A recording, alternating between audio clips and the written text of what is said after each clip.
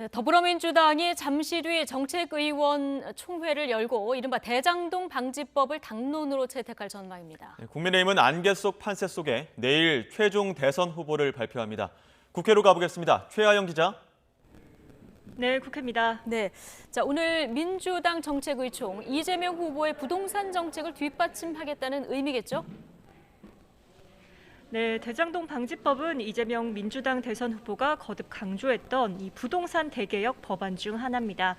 구체적으로는 개발이익 환수법 개정안으로 이 개발이익 일부를 공공에 환원하도록 하는 건데요.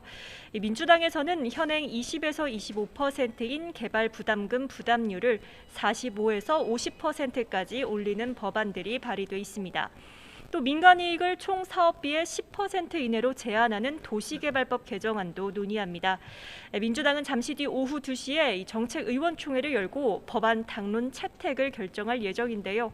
이 당론으로 채택되면 당이 주도하는 만큼 입법에 속도가 붙는데 윤호중 원내대표는 야당의 협조를 거듭 압박하기도 했습니다. 100% 개발 이익을 환수하지 못했다며 이재명 후보를 내내 국민의힘이 공격했는데 이제 그런 만큼 부동산 불로소득 환수법안 처리에 국민의힘은 흔쾌히 동의할 수밖에 없지 않겠느냐라고 생각해 봅니다. 이와 함께 이재명 후보가 제안한 전국민 재난지원금 지급 논의도 의총에서 다뤄질 것으로 보입니다. 일단 당과 이 후보의 추진 의지는 확고하지만 정부에서 난색을 표한 만큼 이에 대한 의원들의 중론을 모을 계획입니다. 연일 정책 화두를 던지며 의제 선점에 나선 이재명 후보는 한국거래소를 방문해 기분 공유에 대한 의지를 밝힐 전망이고요. 국민의힘 대선 후보가 결정되는 내일은 야당 텃밭인 대구를 찾아 취약지 공략에 나섭니다. 네, 국민의힘 대선 후보 선출이 이제 하루 앞으로 다가왔습니다. 현장에서 느끼는 판세는 어떻습니까? 네, 한마디로 안개 속입니다. 이 기자들 사이에서도 누가 될지 모르겠다, 예측하기 쉽지 않다는 말이 나오고 있는데요. 이 투표율이 올라갈수록 과연 어느 후보를 지지하는 표심인지 해석은 분분합니다. 이 국민의힘 경선 투표는 모바일과 ARS로 진행하는 당원 투표와 이 전화 면접으로 하는 일반 여론조사가 각각 절반씩 반영됩니다.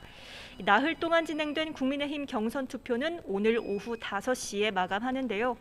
특히 57만여 명에 이르는 당원들 투표율은 60%를 돌파해 최종 65%에 이를 것으로 전망됩니다. 대선 후보 선출을 하루 앞두고 국민의힘 이준석 대표는 일찌감치 결속을 주문했습니다. 이제 선거 후가 더 중요합니다. 화학적 결합은커녕 갈수록 결속력이 저하되는 민주당을 반면교사 삼아 우리 당의 모든 당원과 지지자들은 의견을 모아야 합니다.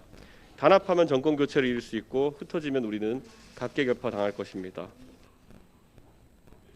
국민의힘 주자들은 막판 새몰이에 나섰습니다. 먼저 윤석열 전 검찰총장은 경기 의정부와 포천, 연천군에 있는 시장을 잇따라 방문하며 민심 소통에 나섰고요. 홍준표 의원은 경기 지역 당원들과 만나 이 경선에서 바람이 세게 불고 있다며 자신이 후보가 될 것이라고 자신했습니다. 유승민 전 의원은 대선 후보가 되면 이 국민의당 안철수 대표와 단일화를 추진하겠다고 말했고요. 대장동 일타 강사를 자임한 원희룡 전 제주지사는 라디오에 나와 이재명 후보를 비판하며 당심 끌어모으기에 나섰습니다.